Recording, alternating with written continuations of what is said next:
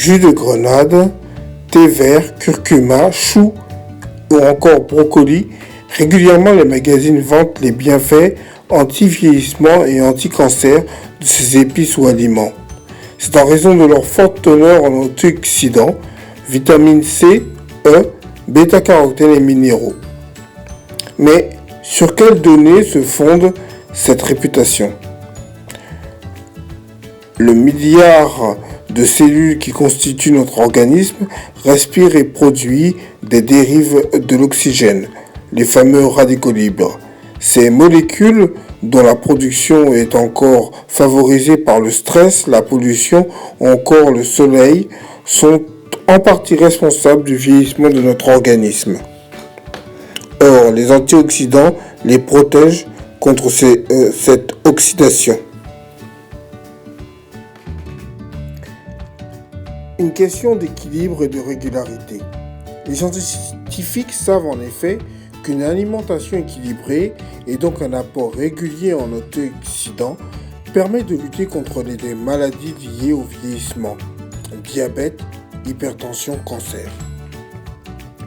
Responsable de l'étude Nutrinet Santé, qui vise à comprendre les liens entre l'alimentation et la santé, le nutritionniste Serge Herzberg explique qu'un régime riche en fruits et en légumes a un effet protecteur, mais nous ne sommes pas certains qu'il soit lié uniquement aux antioxydants. Les fruits et les légumes contiennent en effet de nombreuses autres substances qui pourraient aussi expliquer cette action. L'hypothèse du rôle des antioxydants dans le vieillissement s'appuie sur un mécanisme réel bien identifié. Elle est donc très séduisante mais n'a pas été véritablement prouvée par des études, précise Serge Herzberg. Si nous n'avons aucune certitude sur l'efficacité réelle des nombreuses études, on a en revanche révélé que dans certaines conditions, les antioxydants peuvent avoir des conséquences délétères sur la santé. À dose nutritionnelle, les antioxydants ont un effet protecteur sur le cancer, de tout type confondu, mais uniquement chez les hommes, indique le chercheur.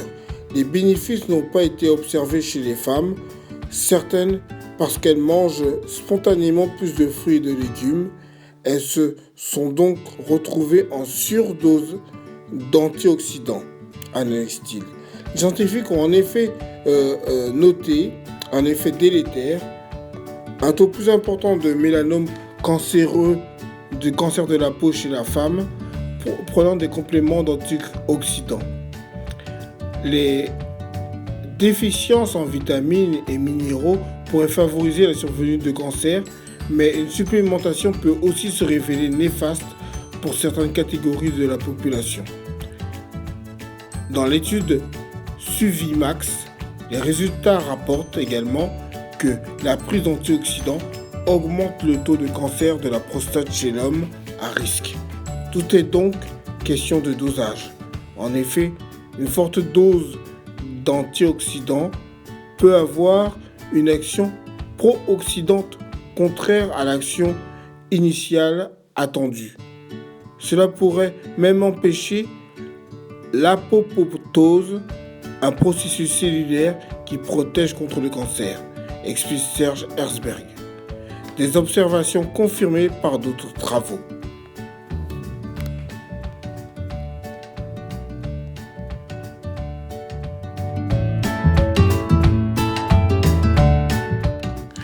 Incitation à la prudence.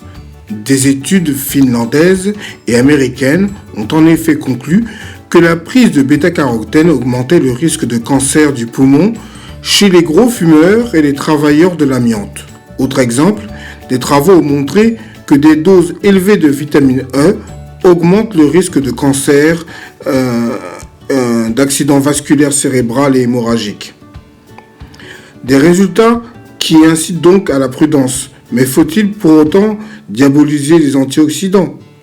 Si un régime alimentaire équilibré riche en antioxydants peut avoir des effets protecteurs, une supplémentation en antioxydants semble inutile, voire néfaste pour certaines personnes, conclut Serge Herzberg.